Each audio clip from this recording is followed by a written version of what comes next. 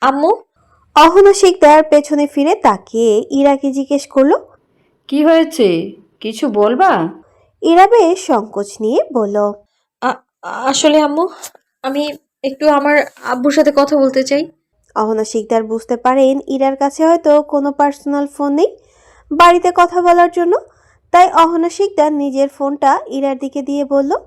কথা শেষ করে শাওয়ার নিয়ে নিচে খেতে আসো, আমি অপেক্ষা করছি। ঠিক আছে আম্মু। ইরা ফোনটা হাতে পাওয়ার সাথে সাথে কল করলো নিজের বাবার নাম্বারে।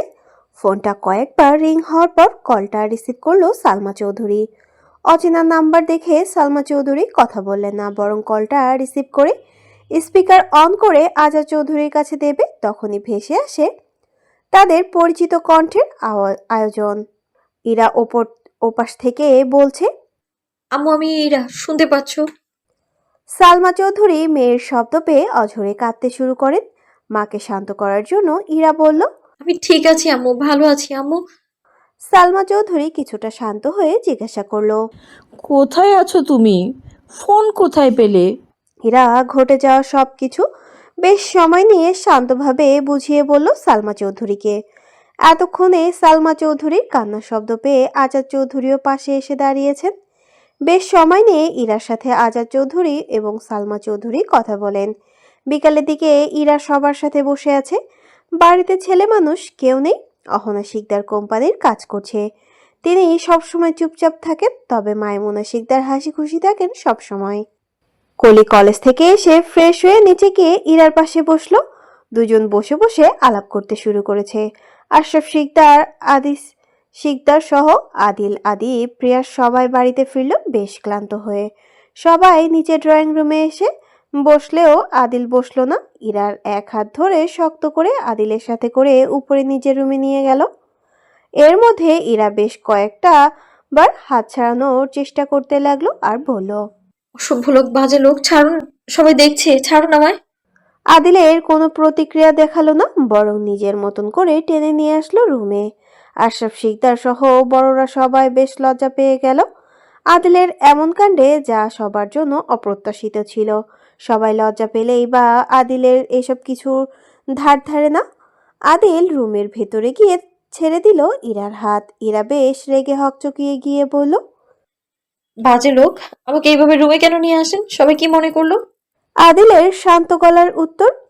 আমার বউকে আমি নিয়ে এসেছি, তাতে কে কি মনে করলো আই ডোন্ট কেয়ার।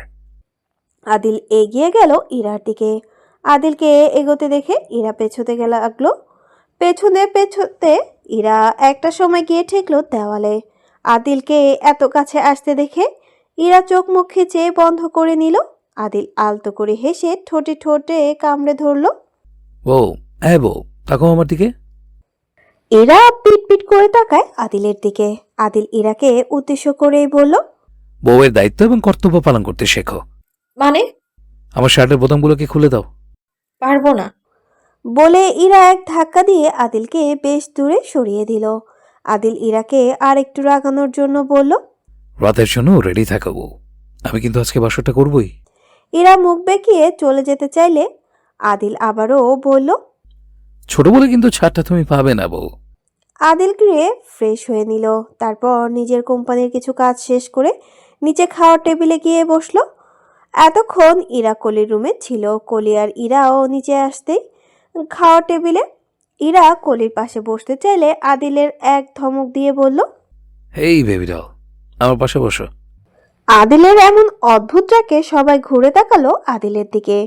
ইরা বেশ লজ্জা পেয়ে গেল। আজকাল কি করছে আদিল? আজকের খবর আছে এই লোকের। ইরা আদিলের দিকে রাগি রাগি মুখ নিয়ে তাকালো। অহনা শিকদার ইরার রাগের কারণটা বুঝতে পেরে ইরাকে শান্ত করার জন্যই বলল। তুমি ওখানেই বসো, আদিলের পাশে। এক এক করে সবাই খাওয়া শেষ করে নিজেদের রুমে চলে যায়। সাথে ইরা ও আদিলও বিছানার এক পাশে শুয়ে আছে। আদিল সে তো আজকে কোনোভাবেই রুমের বাইরে যাবে না। যদি কোনো ড্রেস চেঞ্জ করার প্রয়োজন হয় তবে রুমেই করবে, তার সামনে। আজকে এই মেয়ের কোনো এক্সকিউজ শুনতে রাজি নই আমি। ইরা বিছানার এক পাশে গুটিসুটি মেরে বসে আছে। কি হবে আজকে? কোনো প্ল্যান আসতেছে না মাথায়। কি হবে তাহলে? কি আজকে কি সত্যি সত্যি মনে আসতেই আস্তাগফিরুল্লাহ পড়ে নেয় বেশ কয়েকবার। অতিরিক্ত টেনশনে হুট করে ভীষণ হেঁচকে উঠে যায় ইরার। পানি পানি করতেই আদিল বিছানা থেকে উঠে ওয়াশরুমের দিকে এগিয়ে যায় পানি আনতে। যেখানে পানি আনার জন্য যাবে নিচে ড্রয়িং রুমে, সেখানে কিনা যাচ্ছে ওয়াশরুমে। আদিল আজকে কোনোভাবেই রুমের বাইরে যাবে না, মানে যাবেই না। বাসর করবে মানে করবে। আদিলকে ওয়াশরুমে ঢুকতে দেখে ইরা এক দৌড়ে গিয়ে ওয়াশরুমের দরজা আটকে দেয় বাইরে থেকে। ইরা বেশ শব্দ করে হাসে, আদিলকে আরো বেশি করে রাগানোর জন্য বলে, কি হলো শিকদার সাহেব, বাসরটা করবেন না? আপনি আজকে শুধু মশার কামড় নয়, বরং সাথে করে বোনাস হিসেবে ওয়াশরুমের বাজে গন্ধও পাবেন। আদিল ভেতর থেকে বারবার ডাকছে ইরাকে। ইরা কোনো হেলদোল নেই, সে বিছানার এক পাশে গিয়ে শুয়ে পড়ল। আদিল ওয়াশরুমের দরজার সামনে গিয়ে বেশি বেশি লাথি আর চিৎকার করে ডাকতে শুরু করলো ইরাকে। ইরা বেশ কিছুটা ঘাবড়ে গেল আদিলের এত ডাকাডাকিতে। এত রাতে এইভাবে চিৎকার চেঁচামেচি করে ডাকলে সবাই তাকে ভুল বুঝবে। আর আদিল যদি একবার বের হতে পারে তাহলে আজকে রাতে 12টা বাজিয়ে দেবে। এরা বিছানা থেকে উঠে এগিয়ে গেল ওয়াশরুমের দিকে। দরজার বাইরে দাঁড়িয়ে আদিলকে উদ্দেশ্য করেই বলল, যদি আরেকবার এমন করে চেঁচামেচি করেন তাহলে 7 দিন এই ওয়াশরুমের ভেতরে থাকার জন্য প্রস্তুতি নিন আপনি। ইরার কথায় আদিল চুপসে গেল। সে চেনে ইরাকে, তার সাহস আর রাগ সম্পর্কে বেশ ধারণা আছে আদিলের। তবে এতটা সাহসী সেটা বুঝতে পারেনি। আদিল মুখটাকে গোমরা করেই বলল, তুমি একমাত্র মেয়ে যে কিনা বাসর করার ভয়ে স্বামীকে ওয়াশরুমে রেখেছ। তোমার তো কোনো তুলনাই হয় না। বাহ, কি কপাল আমার। ইরা হি হি করে হাসতে শুরু করলো।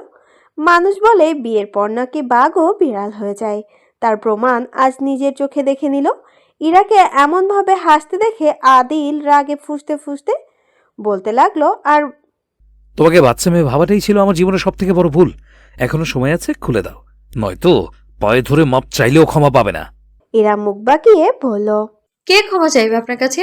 আমার দিন এতটাও খারাপ আসেনি যে আপনার কাছে ক্ষমা চাইতে হবে আমায়। আপনার সম্পর্কে আপনার আমার সম্পর্কে তেমন কোনো ধারণাই নেই শিকদার সাহেব। এবার থেকে নিজের বউয়ের সম্পর্কে একটু ধারণা রাখেন। আদিল গম্ভীর গলায় বলল, ঠিক আছে, সব ধারণাই রাখবো। আজকের জন্য একটু মায়া করো আর দরজাটা খোলো। আমাকে একটু বাসর করার সুযোগ করে দাও প্লিজ, জান বাচ্চা। চুপচাপ শুয়ে থাকুন, হয়তো ওয়াশরুমের এসিটাও বন্ধ করে দিবে। আদিল কাঁদো কাঁদো গলায় বলল, সত্যি এইখানেই থাকবো বউ? হ্যাঁ। আদিল শান্ত গলায় বলল, একটু দয়া মায়া করো বউ। ওসব ফালতু জিনিস আমার ডিকশনারিতে নেই তো শিকদার সাহেব। চুপচাপ ঘুমাবেন নাকি এসিটা অফ করে দেব? নাটক বাজ একটা। আমাকে ড্যাডকে ডাকো। কেন? আমি আরেকটা বিয়ে করব। তোমাকে বিয়ে করে আমার জীবনটা শেষ। পান্তা ভাতের থেকেও খারাপ করে দিয়েছো আমার জীবনকে। আমি শাহবাগে চলে যাব, এমন বউ লাগবে না আমার। এই মেয়ে জাহান্নামী, স্বামীর মন বুঝতে শিখে নাই। নিজের মনটাকে নরম করে স্বামীর কাছে আসতে শেখো, এখনো সময় আছে। ইরা শব্দ করে হাসতে থাকে।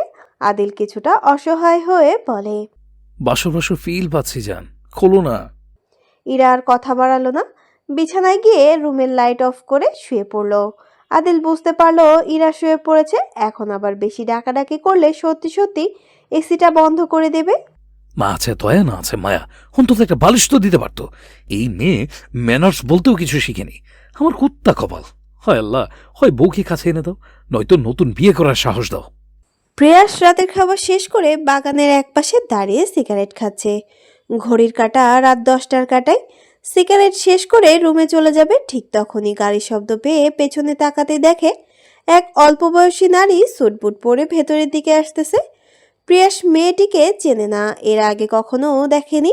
তবে তার মনে হলো এ যেন কোনো এক রাতপরীকে দেখছে। কি তার দৃষ্টি, তার হাসি, উজ্জ্বল মুখ। অফস, হায় আল্লাহ, একই নারী নাকি পরি? প্রিয়াস চোখের পলক ফেলছে না। মেয়েটি আস্তে আস্তে বাড়ির দিকে এগোতে থাকে, আর প্রিয়াসের কাছে সবটা স্বপ্নের মতন লাগতে থাকে।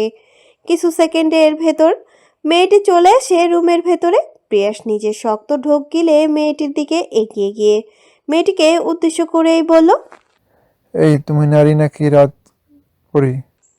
আয়রা অবাক হলো। না, এই ছেলেটাকে চেনে না, আগে কখনো দেখেছে, তবে মধ্যরাতে কি বলে এসব পিনিক আছে নাকি। তাই আয়রা নিজের হাতে তুড়ি মেরে প্রিয়াসকে বলল, হেই ইউ, আপনি কি পিনিকে আছেন?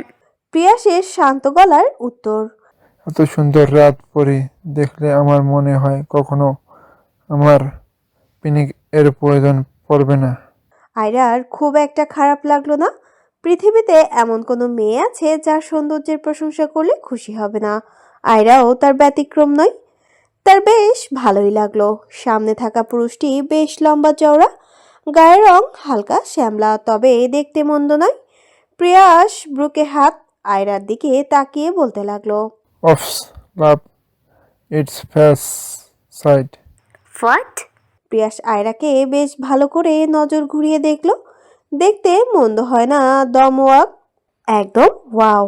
তবে এত রাতে কোথা থেকে আসলো বুঝতে পারছে না। তাই আয়রাকে উদ্দেশ্য করেই বলল, এত রাতে কোথা থেকে আসা হলো রাত পরি? আয়রা শান্তভাবে উত্তর দিল, অফিস থেকে। আয়রা বেশ ক্লান্ত। সারাদিন বেশ অনেকখানি পরিশ্রম করা হয়েছে। নতুন কোম্পানি দাঁড় করানোর চারটেখানেক কথা নয়। আয়রা আর দাঁড়ালো না, সোজা নিজের রুমে চলে গেল। প্রিয়াস ঠায় দাঁড়িয়ে কিছুক্ষণ দেখলো আয়রাকে। এমন একটা রাত পরি তো পিয়া শিকদার ও ডিজার্ভ করে। আই লাইক ইউ রাত পরি। আজকাল আশরাফ শিকদার নির্বাচন নিয়ে বেশ ব্যস্ত থাকেন, আর অহনা শিকদার কোম্পানি নিয়ে ব্যস্ত থাকে। তারা ঠিক মতন কথা বলার জন্য সময়টা পর্যন্ত পান না। অহনা শিকদার কোম্পানির কাজ করছেন, প্রায় দেখা যায় অহনা শিকদার যতটুকু সময় বাড়িতে থাকেন ততখানি কম্পিউটার নিয়ে বসে থাকেন, কাজ করেন। আর আশরাফ শিকদার সামনেই নির্বাচনের জন্য প্রচুর ব্যস্ত থাকেন। সারাক্ষণ ফোনের পর ফোন লেগেই থাকে। Ahana Sikdar formal dress change করে নাইট ড্রেস পরে এলো। হালকা করে হাত মুখ ধুয়ে ফ্রেশ হয়ে বডি ক্রিম লাগাতে শুরু করলেন। আশরাফ শিকদার বেশ সময় নিয়ে খেয়াল করে দেখলেন পুরোটা বিষয়। আশরাফ শিকদার বেশ গম্ভীর গলায় বললেন, কি দরকার এই বসে এত সাজুগুজু করা? এই দামি ক্রিম কিনতে কিনতে গরিব হয়ে গেলাম। তুমি ন্যাচারালি অনেক সুন্দরী রাগিনী। অহনা শিকদার চোখে মুখে খিচে বন্ধ করে নিলেন। রাগে ফুসফুস করতে করতে বললেন, আরে না রাগিনী, তুমি এখনো কষেই আছো। টাকার খোটা দিব কেন? এত টাকা পয়সা কার বলো, শুধু তোমার।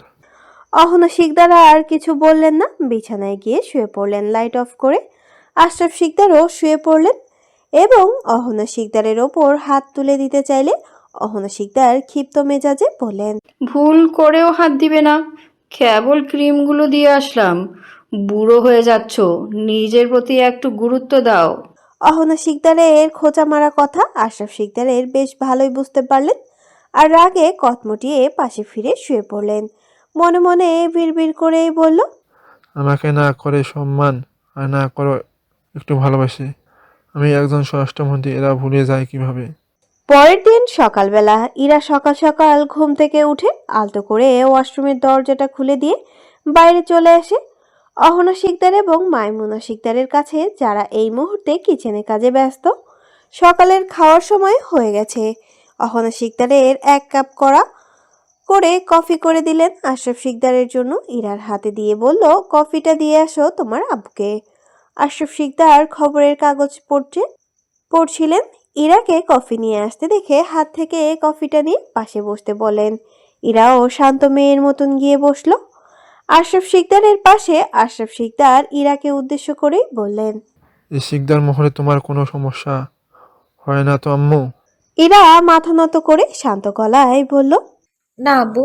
তোমার বাবার নাম্বারটা আমাকে দাও আম্মু। বাবা রাজকন্যা, তুমি গত 3 দিন ধরে তুমি আমাদের বাড়িতে আসো। তাদের সাথে আমাদের কথা এবং দেখা করাটা জরুরি। আশরাফ শিকদারের কথা শুনে ইরা মনে এক আনন্দের বন্যা বয়ে গেল। সত্যি কি শ্বশুর বলতে কেউ বাবার মতন হয়? আচ্ছা, মনে হচ্ছে হয়তো সত্যিই বাবার মতন হয়। আশরাফ শিকদার ইরার দিকে ফোনটা এগিয়ে দিলে ইরা ফোনটা হাতে নিয়ে আজাদ চৌধুরীর নাম্বারটা তুলে দেয়। আশরাফ শিকদার কল করে কথা বললেন আজাদ চৌধুরীর সাথে। ইরা সেখানে দাঁড়ালো না, বেশ দূরে চলে গেল। কিচেনের দিকে পা বাড়াতেই ভেসে আসে আদিলের হুঙ্কার, বেবি ডল, চান বাচ্চা, ইরার বাচ্চা, হারামির বাচ্চা। এত জোরে জোরে ডাকছে, এগুলো বাজে নাম। মনে হচ্ছে পাশের বিল্ডিং এ সব লোক এসে জড়ো হয়ে যাবে। ইরা এক দৌড়ে ছুটে চলে গেল রুমে। ইরা দৌড়ে গিয়ে দাঁড়ালো আদিল পরাপর, আর আদিলকে উদ্দেশ্য করে বেশ রাগান্বিত হয়ে বলল ইরা, হে স্টুপিড, এইভাবে কেউ কাউকে ডাকে? কি বাজে নামে ডাকছেন আমায়? আদিল ইরার বাহু ধরে হ্যাচকে টান দিয়ে নিজের কাছে নিয়ে আসে আর দাঁতে দাঁত পিষে বলে। স্বামীকে ওয়াশরুমের ভিতরে আটকে রাখিস, তোর সাহস তো কম না? আদিলের শক্তপোক্ত থাবায় ইরা চমকে ওঠে। তার ভীষণ অস্বস্তি হচ্ছে। ইরা আদিলের থেকে নিজেকে ছাড়ানোর চেষ্টা করতে লাগলো। ইরাকে এমন ছটফট করতে দেখে আদিল আরো রাগে ক্ষিপ্ত হয়ে দাঁতে দাঁত পিষে বলে। হরামের বাচ্চা, ভালোবাসবে কিনা বল? তোকে আঘাত করলে ভীষণ কষ্ট হয় আমার। স্বামীর মন বুঝতে শিখিসনি, কেমন নারী তুই? একটা পর্যায়ে ইরাও বেশ রাগ হলো আদিলের ওপর। সে তো একবার নয়, হাজারবার বলেছে চায় না স্বামী হিসেবে, তাহলে অধিকারের কথা কোথা থেকে আসে? আদিল নিজের মেজাজ এতখানে পুরোটাই হারিয়ে ফেলল। হরামের বাচ্চা, তোর আমাকে দেখে মনে হচ্ছে আমি তোর সাথে ফাজলামো করছি? আমার কথার অবাধ্য হোস কেন? এত সাহস কই থেকে আসে? আর যদি কখনো হয়েছিস আমার কথার অবাধ্য, তাহলে খুব খারাপ হয়ে যাবে বলে দিলাম। তোর জন্য আজকেই লাস্ট ওয়ার্নিং। আদিল হাতের সাথে থাকা ইরার হাতগুলোকে ছেড়ে দেয়, নিজের রাগকে কন্ট্রোল করে নিচে যায় এবং ইরাকে আসতে বলে। ইরা না এসে বরং দাঁড়িয়ে থাকে। আদিল আরও রেগে ইরাকে বলে। 1 মিনিট তো দূরে থাক, 1 সেকেন্ডও দেরি হলে তোর খবর আছে। কুইক! ইরা আদিলের পেছন পেছন নিচে ড্রয়িং রুমে গিয়ে বসলো, যেখানে খাবার খাওয়ার জন্য সবাই আগে থেকে বসে আছে। আজকে আয়রা সহ সবাই বসেছে। আয়রা বেশ কয়েকবার আদিলকে দেখলো। আদিল বিষয়টা বুঝেও বেশ ইগনোর করলো আয়রাকে। অন্যদিকে প্রিয়াস রাতের রাত পরি ভেবে দেখছে আয়রাকে। এক দেখাতেই আয়রার প্রতি বেশ ভালো লাগা কাজ করতে শুরু করেছে। সবার খাওয়া শেষের দিকে তখন জুথি আর ঈশান হাজির হয় শিকদার মহলে। এই সকালে জুথিকে কখনো দেখবে তা স্বপ্নেও আশা করেনি ইরা। জুথিকে দেখে ইরা সামনের দিকে এগিয়ে যায়, গিয়ে জুথিকে জড়িয়ে ধরে। জুথির পাশে থাকা ঈশানকে উদ্দেশ্য করে ইরা বলল। কেমন আছো ভাইয়া? ভালো আছি বনু, তুই কেমন আছিস? আমিও ভালো আছি ভাইয়া। ঈশান কথা শেষ করে এগিয়ে গেল ড্রয়িং রুমের দিকে। ঈশানকে উদ্দেশ্য করে আশরাফ শিকদার বললেন। কেমন আছো ইয়াং ম্যান? ভালো আছি আঙ্কেল, আপনি কেমন আছেন? আশরাফ শিকদার সহ পরিবারের সবাই বুঝতে পারল না ইরা এবং ঈশান কি সম্পর্ক, তবে তাদের কথা শুনে মনে হলো তারা বেশ পূর্ব পরিচিত। আদিল ঈশান ওরা দুজনে ওপরে নিজের রুমে চলে গেল। ইরা জুথিকে গিয়ে বসালো সোফায়। জুথির বেশ মন খারাপ দেখে ইরা জিজ্ঞাসা করলো। কি হয়েছে জুথি, তোর কি মন খারাপ? জুথি রেগে গিয়ে ইরাকে বলল। তুই কেন আমাকে বলিসনি তোর ভাই ঈশান বিবাহিত? ইরার কাছে সবটাই অদ্ভুত লাগলো। ঈশান ভাইয়া বিয়ে করলো কবে?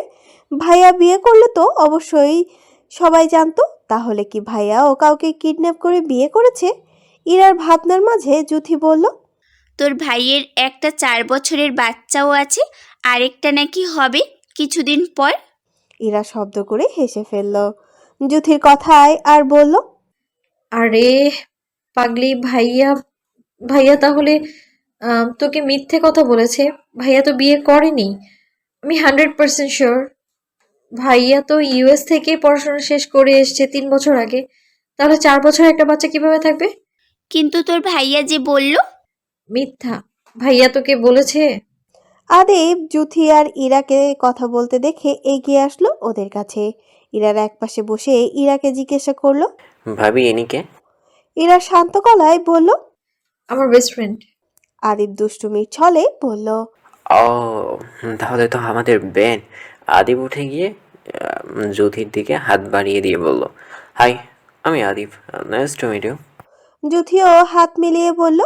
হাই, আমি জুথি। আদিব বলে। ভালোই হলো, আমার তো বাংলাদেশে কোনো গার্লফ্রেন্ড বা বেস্ট ফ্রেন্ড নেই, অন্তত একটা বেন তো হলো। আদিবের কথায় জুথির মাথায় বেশ দুষ্টু একটা আইডিয়া চলে আসে। ঈশানকে রাগানোর একটাই বেস্ট অপশন।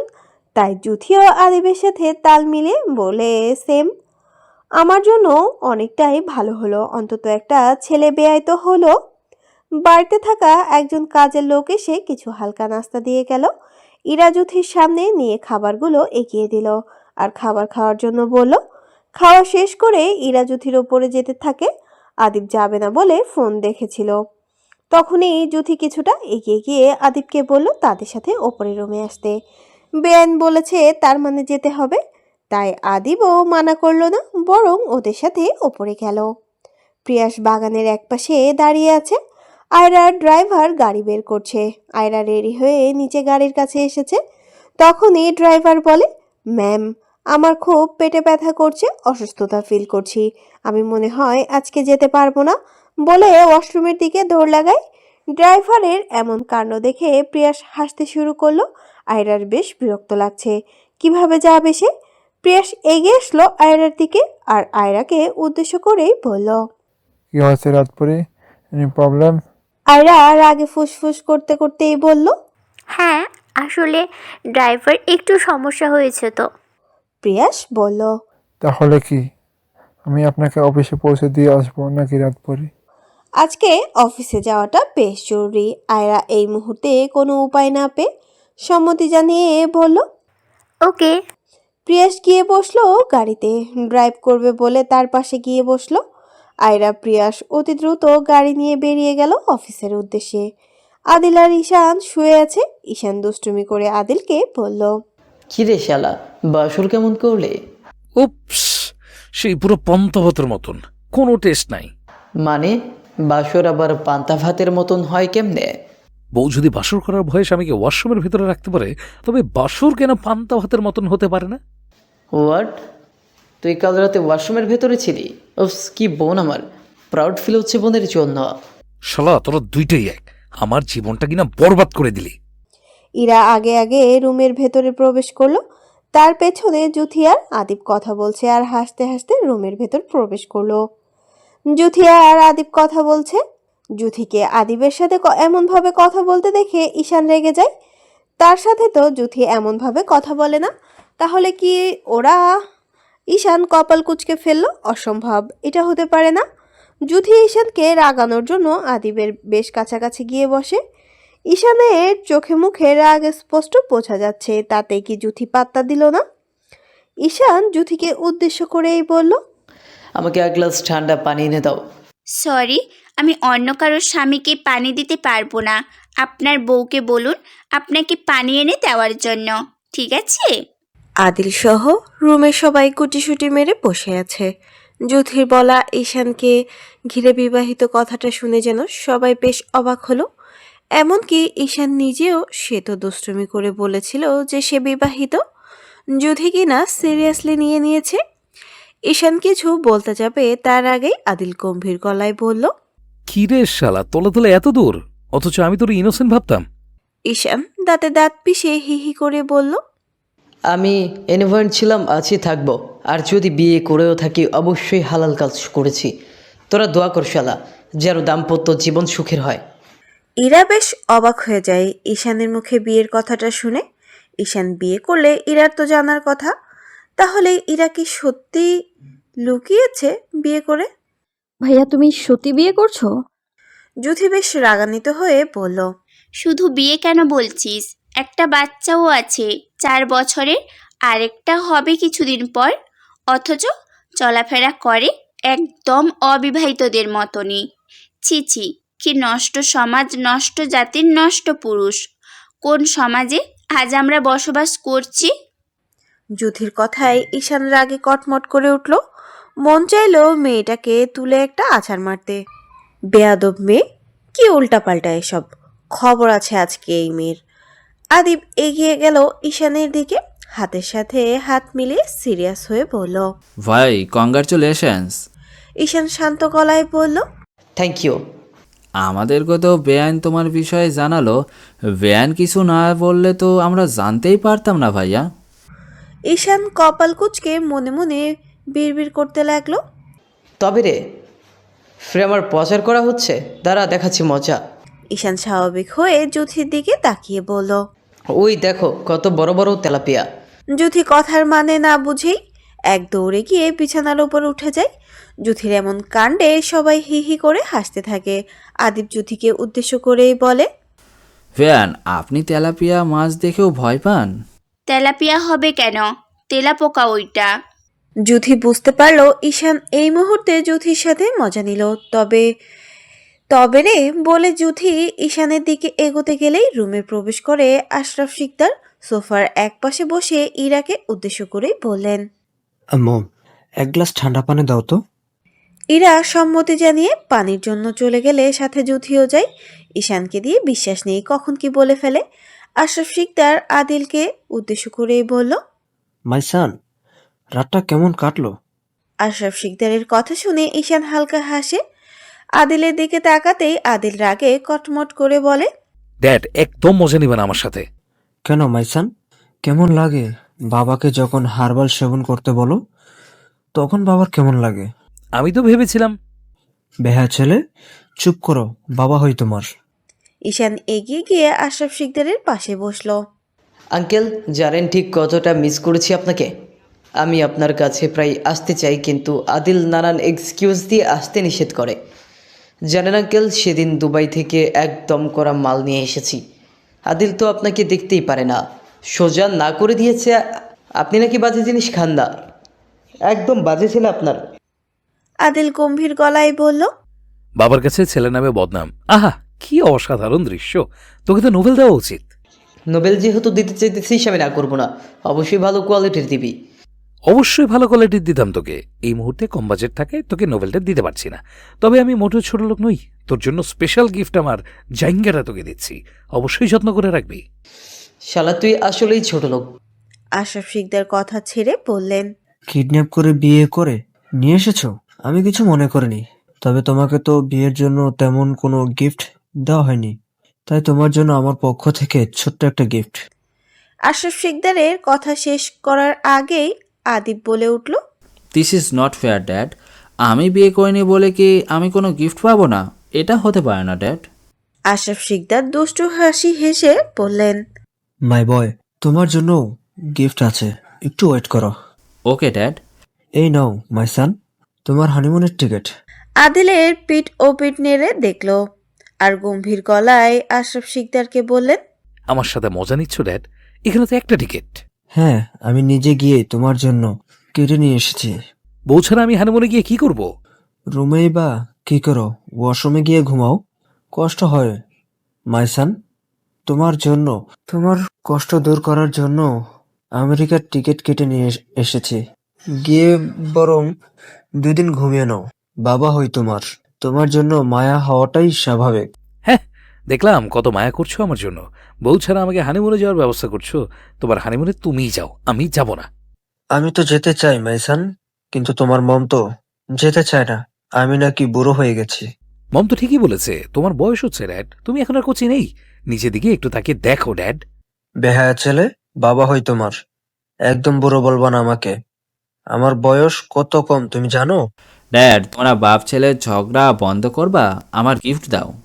আশরাফ শিকদার এগিয়ে গিয়ে আদিবের হাতেও একটা পাসপোর্টার টিকিট ধরিয়ে দিয়ে বললেন, যাও মাই বয়, 2 ভাই মিলে হানিমুনটা সেরে আসো। আদিব রাগে ফুসফাস করতে লাগলো, এ কেমন মজা করছে তার সাথে, সে তো বিয়েই করেনি। আদিব রাগে কর্কশ গলায় বলল, ড্যাড, আমি তো বিয়ে করিনি, আমাকে কেন হানিমুনের টিক দিচ্ছ? আমারটাও ভাইয়াকে দিয়ে দাও। এদের এমন কাণ্ড দেখে ঈশান মাথায় হাত দিয়ে বসে আছে, মনে হচ্ছে হয়তো কোনো নাটক বা সিনেমা দেখছে। আশরাফ শিকদার গম্ভীর গলায় বললেন, রাত 9টায় ফ্লাইট, রেডি হও মাই সান এন্ড বয়। হে এগম্যান, কাম। আশরাফ শিকদার ডাকার সাথেই ঈশান এগিয়ে আসলো আশরাফ শিকদারের কাছে। আশরাফ শিকদার ঈশানকে বললেন, এগম্যান, তুমি যে দুবাই থেকে করা একটা মাল নিয়ে এসেছো, তুমি বরং রাত 10টার পর নিয়ে আইসো। রাতে পার্টি করবো আমরা। এই 2 আপদকে আপাতত বাড়ি ছাড়া করে নেই। Okay uncle. আদিল আর আদিব একে অপরের দিকে তাকাচ্ছে। একবার ড্যাড এটা কি বলতে বুঝালো বুঝতে পারছে না। আদিল নিজের রাগকে কন্ট্রোল করে ভাবতে লাগলো, আমার বাসরটা আর করা হলো না। এবার কি হবে আমার? এমন একটা অদ্ভুত ডিসিশন যদি আমার জান পাখিটা জানে, তাহলে খুশিতে বক্সে গান ছেড়ে সাথে সাথে একটা লুঙ্গি ড্যান্স দেবে। মেয়েটা আর কি কপাল, আহা! আর আমার কি কপাল, পুরোই কুত্তা কপাল। আদিলকে বিড়বিড় করতে দেখে আদিব জিজ্ঞাসা করলো, কি হয়েছে ভাই, কি বিড়বিড় করছো তুমি একা একা? আদিল গম্ভীর গলায় বলল, কিছু না।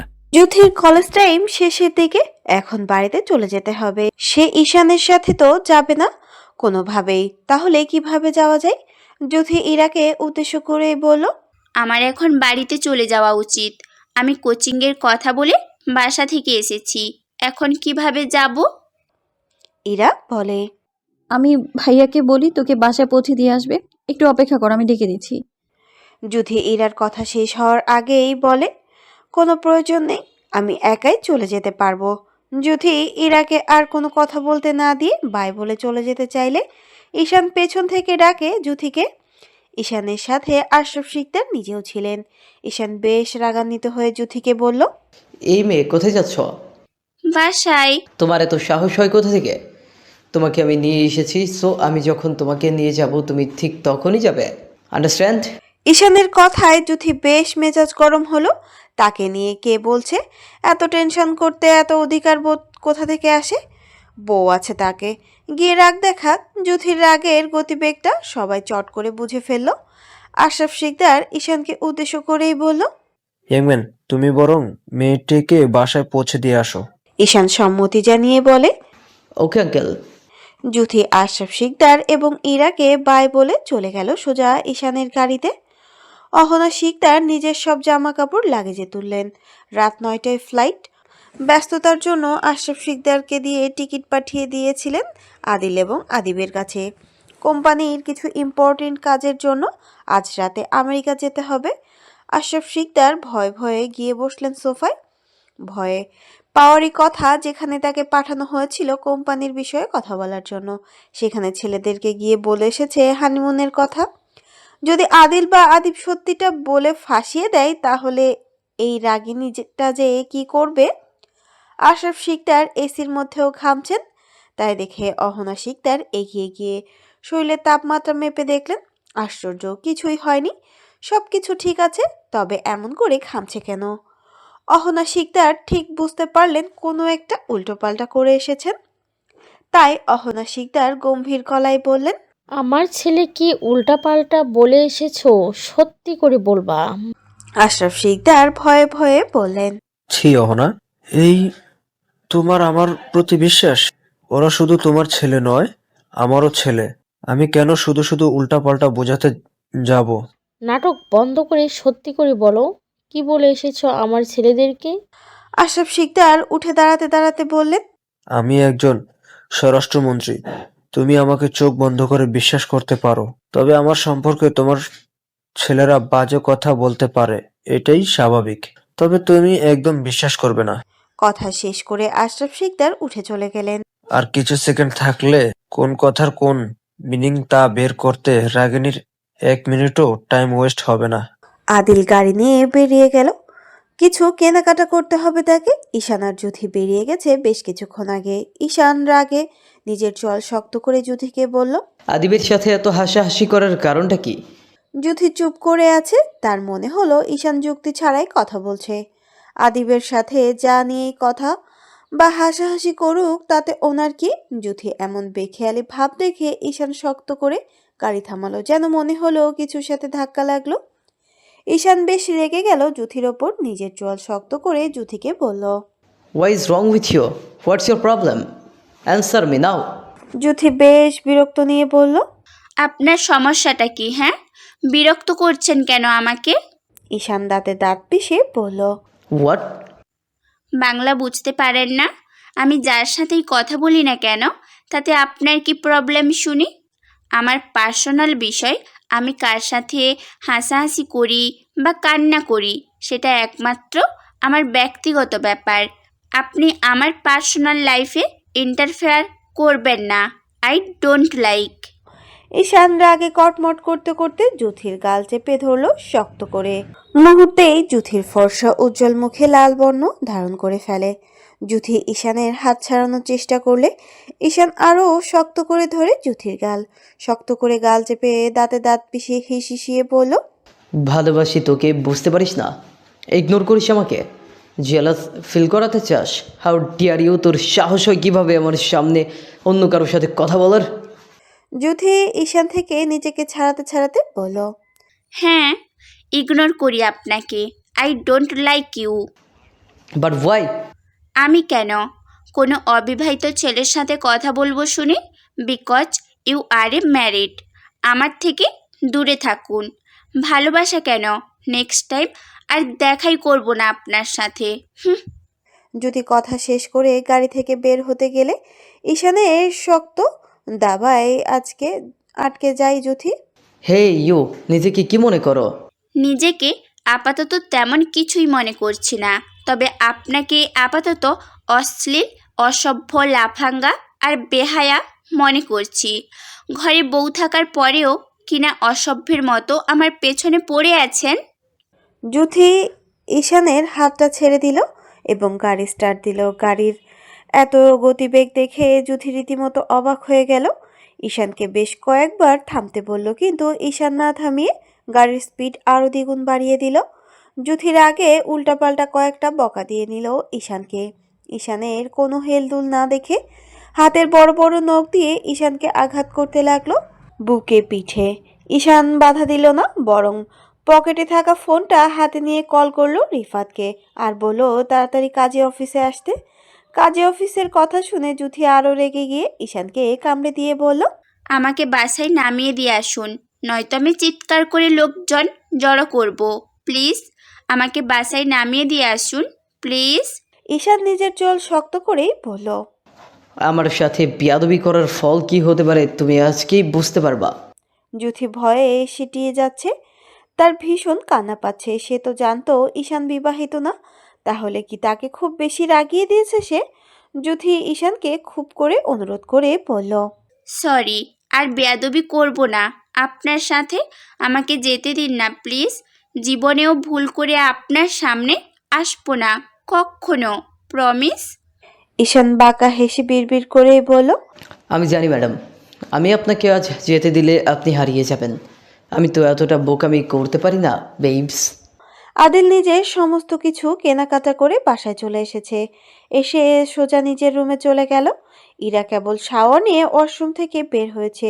চুলগুলো এখনো পুরোটাই ভেজা, চুল গড়িয়ে পানি পড়ছে। টাওয়ালটা কোথায় যেন রেখেছে মনে পড়ছে না, তাই ভেজা চুলগুলোকে হাত খোপা করে বেঁধে রাখে। আয়নার সামনে গিয়ে মুখে হালকা করে ক্রিম লাগালো। আদিল হন্তদন্ত হয়ে রুমে প্রবেশ করলো। প্রবেশ করতেই চোখে পড়লো তার ছোট্ট বউটাকে। আদিল এগিয়ে গেল ইরার দিকে, ইরার কোমরকে নিজের কাছে টেনে আনবে। ইরা আয়নার সামনে দাঁড়িয়ে থেকে সবটা বুঝে ফেলে ইরা এক ঝটকায় দূরে সরে গেল। আদিল আর এগোলো না, বরং ওয়াশরুমে গিয়ে ফ্রেশ হয়ে নিল। ফ্রেশ হয়ে বিছানার উপরে রাখা একটা প্যাকেট ইরাকে দিয়ে বলল, এটা তোমার। ইরা বেশ অবাক হয়ে বলল, কি আছে এই প্যাকেটে? আছে হয়তো কোনো একটা ইম্পর্টেন্ট জিনিস। এটা তোমার, নাও। লাগবে না আমার কোনো কিছু। নিতে বলছি। লাগবে না বললাম না। আচ্ছা, তুমি কি জন্ম থেকেই ঘাটতেরা? মানে? একটা কথা 100 বার কেন বলতে হয় তোমাকে? শান্ত মেয়ের মতো আমার সব কথা শুনতে পারো না? আমার লক্ষ্মী বউ হয়ে থাকতে পারো না?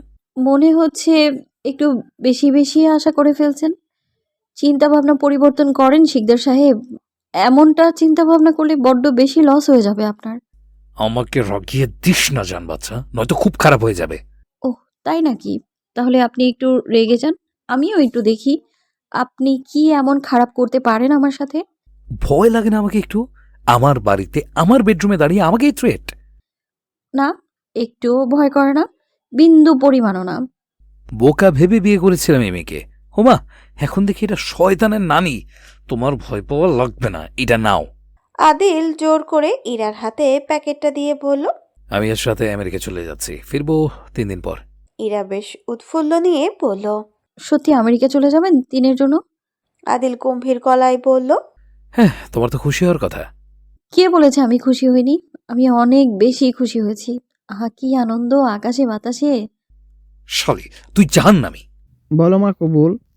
না না, আমি এই বিয়েটা করতে পারবো না, প্লিজ আমাকে যেতে দিন। আমি আর বেয়াদবি করব না আপনার সাথে। কান্নারত জুথি ভয়ে টুকরে কান্না করতে করতে ঈশানকে খুব আকুতি মিনতি করে বলল। ঈশান রাগী গম্ভীর গলায় বলল, তোমার ড্রামা দেখার জন্য আমি এখানে আসিনি। তাড়াতাড়ি কবুল বলো আর আমার সাথে চলো, টাইম ওয়েস্ট করো না আমার। ঈশানের কথায় জুথি আরো প্রচন্ড রেগে ঈশানের গাল বরাবর একটা থাপ্পড় মারল আর রাগে কটমট করতে করতে বলল, লাফাঙ্গার লোক, আমাকে এখানে নিয়ে এলি কেন শুনি? আমার বাবা জানতে পারলে না তোকে জানে মেরে দিবে। জানের মায়া থাকলে আমাকে যেতে দে। কাজে অফিসে থাকা 4জন লোকের সামনে চটটা মারায় ঈশান বেশ অপমান বোধ করলো। ঈশান রাগে জুথির দিকে এগিয়ে যেতে পেছন থেকে রিফাত ডেকে বলল, ভাই আপনি শান্ত হন, বিয়েটা তো স্বাভাবিক মতন হচ্ছে না, কিছুটা জোরপূর্বক ভাবির রাগ করাটাই স্বাভাবিক, শান্ত হন ভাই। রিফাতের কথায় ঈশানের ভয়ঙ্কর রাগ কিছুটা হলেও আপাতত কমেছে। এর মধ্যে কাজী বলে উঠল, আপনারা যান এখান থেকে, আমি জোর জবরদস্তি করে কারোর বিয়ে করাতে পারবো না।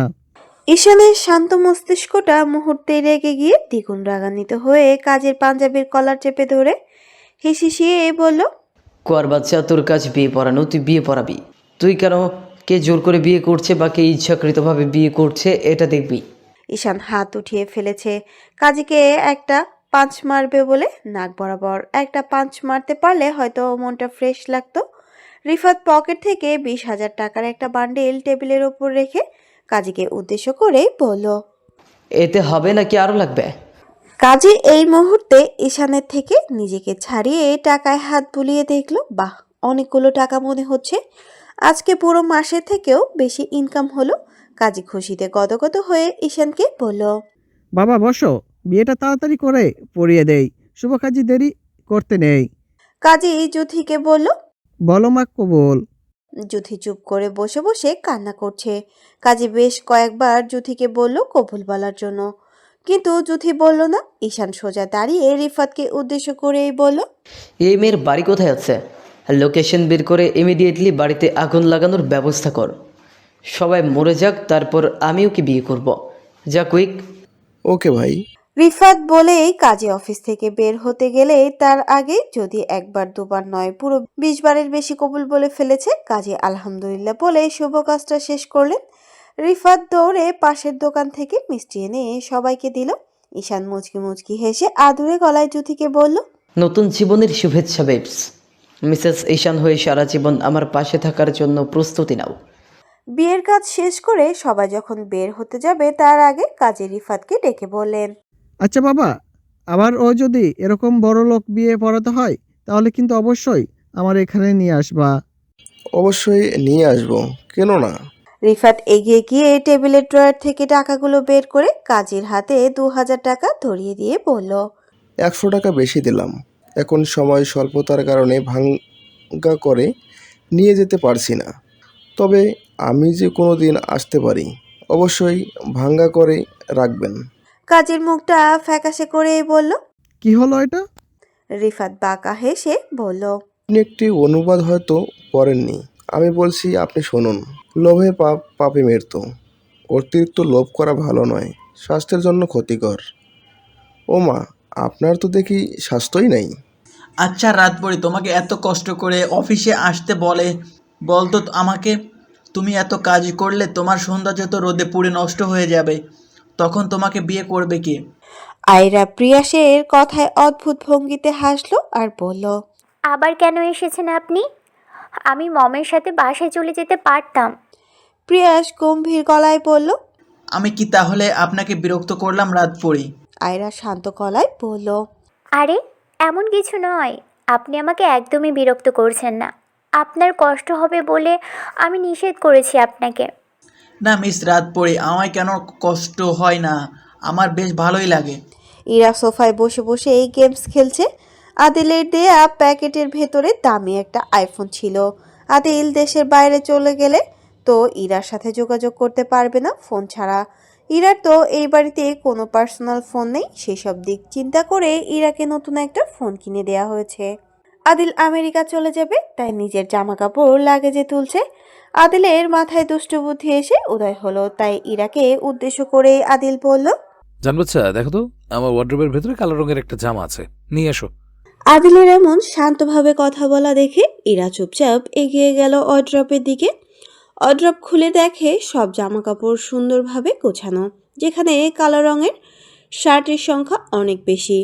তবে যে টি শার্টের সংখ্যা কম এমন নয়, টি শার্টগুলোও কালো। ইরা বুঝতে পারছে না আদিল কেন কালো রঙের এই জামার কথা বলছে। ইরা আদিলকে বলল, এখনো তো অনেকগুলো শার্ট আর টি শার্ট আছে, কোনটা নিয়ে আসবো? আদিল দুষ্টু হাসি হেসে বলল, ছোট মিয়া কাকে বলেছে ইরা বুঝতে পারেনি।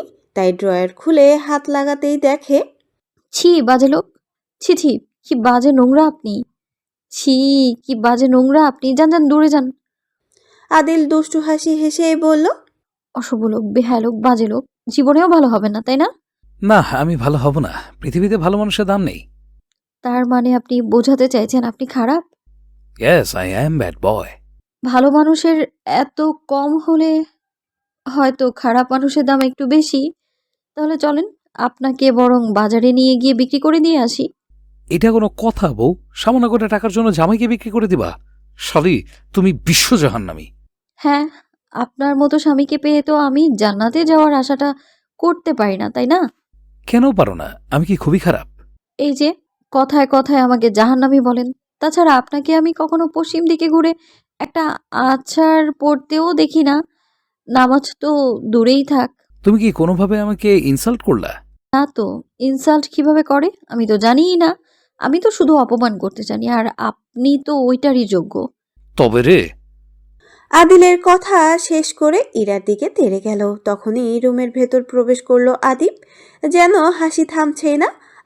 আদিল এবং ইরা উদ্দেশ্য করে বলল, সরি ভাই অ্যান্ড ড্যাড, রুমে নক না করে আসার জন্য। নক করে আসলে হয়তো তোমাদের ঝগড়াটা মিস হয়ে যেত। বাই দ্য ওয়ে, তোমরা বেশি করে ঝগড়া করো, আমি বরং বসে বসে দেখি। ইরা আদিবকে উদ্দেশ্য করেই বলল। তেমন কিছু না ভাইয়া।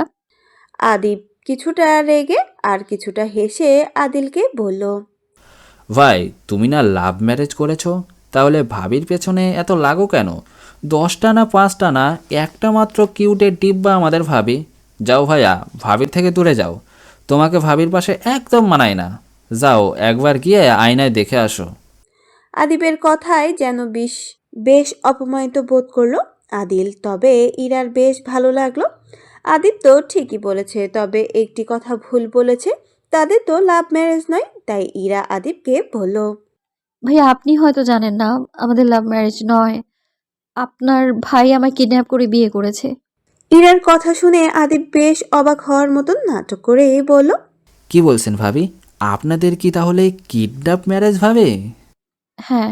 ভাই, মম পাঠিয়ে দিল, বের হওয়ার টাইম হয়ে গেছে তো তাই। এর মধ্যে আদিল রাগে ফুসফুস করতে লাগলো। রাগের গতিবেগ প্রচণ্ড। আদিব কোনো মতে বুঝতে পেরে আদিলকে বলল। আদিব বলেই এক দৌড়ে ছুটে রুম থেকে পালিয়ে গেল। আদিল প্রপারভাবে রেডি হয়ে নিল। আয়নার সামনে গিয়ে নিজের চুল সোজা সাপটা করে নিল। ইরা একপাশে দাঁড়িয়ে দেখছে সবটাই। আদিল এগিয়ে গেল ইরার দিকে। ইরাকে বেশ শান্তভাবে বোঝাতে লাগলো, আমার ছোট্ট একটা জান বাচ্চা, আমি 3 দিন পর ঠিক চলে আসব। আমার জন্য একদম মন খারাপ করবা না।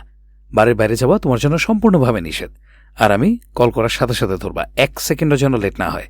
এখন সব থেকে ইম্পর্টেন্ট একটা কথা, তুমি চাইলে এই মুহূর্তে আমি তোমাকে কয়েকটা চুমু দিয়ে যেতে পারি। আমি কিন্তু একদমই কিপটে নই তোমার মতো। তাহলে তুমি আমাকে মিস কম করবা, বুঝছো? আসো, এদিকে আসো। বেশি না, ডজন খানিক চুমু দিয়েই চলে যাব। ইরা বাঁকা হেসে দাঁতে দাঁত পিষে বলল, আমার এতটাও বাজে দিন আসেনি শিকদার সাহেব যে আপনার মতো ইডিয়েটকে মিস করব। মানুষ বলে না পাগলের সুখ মনে মনে, আপনারও ঠিক একই অবস্থা দেখা যাচ্ছে। শুভ কাজে দেরি করিয়ে দিলা। থাক থাক, আর জড়িয়ে ধরতে হবে না। আদিল আর কথা বাড়ালো না। সানগ্লাসটা চোখে দিয়ে বের হয়ে গেল। অহনা শিকদার, আদিব সহ পরিবারের সবাই অপেক্ষা করছে আদিলের জন্য। আদিল নামছে দোতলা থেকে। তার বেশ কিছুটা পেছনে ইরা। বাইরে রিফাত গাড়ি নিয়ে অপেক্ষা করছে। সবাই এক এক করে গাড়িতে উঠল। রিফাত গাড়ি স্টারিং দিল। এখন সোজা এয়ারপোর্টে চলে যাবে। কলি ইরার দিকে এগিয়ে গিয়ে বলল, জানো ভাবি, আজ আমাদের কলেজে একটা নবীনবরণ অনুষ্ঠান আছে। আমি সেখানে নাচ করব। তোমাকে কিন্তু আমার সাথে নিয়ে যাব। ইরা হ্যাঁ বা না কিছুই বলে না। কলি ইরাকে টেনে নিজের রুমে নিয়ে যায়। নাচের রিহার্সেল করবে বলে কলি বক্সে গান বাজালো আর নাচতে শুরু করলো। নাচের মধ্যে ইরাকে জিজ্ঞাসা করলো, কেমন হয়েছে ভাবি? অসাধারণ। ইরা বক্সের গানটা বন্ধ করে নিজের পছন্দ মতন একটা গান জুড়ালো আর উড়াধুরা নাচতে শুরু করলো। 3 দিন খুব শান্তিতে কাটবে। আহা কি আনন্দ আকাশে বাতাসে। গানের লাইন, ঈশান জুথিকে নিয়ে ঠিক জুথির বাড়ির সামনে নামিয়ে দিতে চাইলে জুথি জানায় সে বাসায় যাবে না। ঈশান জুথি শান্তভাবে জিজ্ঞাসা করলো। বাসায় যাবে না তাহলে কোথায় যাবে? ঈশান জুথিকে শান্তভাবে জিজ্ঞাসা করে। আপনার সাথে আপনার বাসায় যাব। মানে? হ্যাঁ, এখন আমার বিয়ে হয়ে গেছে, আপনি আমার স্বামী, আমি আপনার বাড়িতেই আপনার সাথেই থাকবো। ওমা, একাকে দেখিয়ে আবেগ ছেড়ে বিবেকে আসো। এতক্ষণ তো বিয়ে করতেই চাইছিলে না, আর এখন স্বামীকে ছাড়া থাকতে পারছো না। এই অদ্ভুত এই মেয়েগুলা। বিয়ে করতে চাইনি তো করে ফেলেছি। আমার কোচিংয়ের টাইম আরও 5 ঘন্টার আগে ওভার হয়ে গেছে। এখন বাড়িতে গেলে অনেক প্রবলেম হবে আমার। তাছাড়া আমি তো আমার স্বামীর বাড়িতেই যাচ্ছি, তাই না? বেবস, আপনি আপনার স্বামীর বাড়িতেই যাবেন, তবে যে একটা সমস্যা আছে। কি সমস্যা? আমার যে আরেকটা বউ আছে না, সে যদি দেখে আমি আরেকটা বিয়ে করে নিয়ে এসেছি, তাহলে তো আমাদের দুইজনকেই ঝাড়ু পিটনি দিবে। এখনই ভয়াবহ যুদ্ধের জন্য আপনি প্রস্তুত? জুথি বেশ ভয়ে ভয়ে বলল।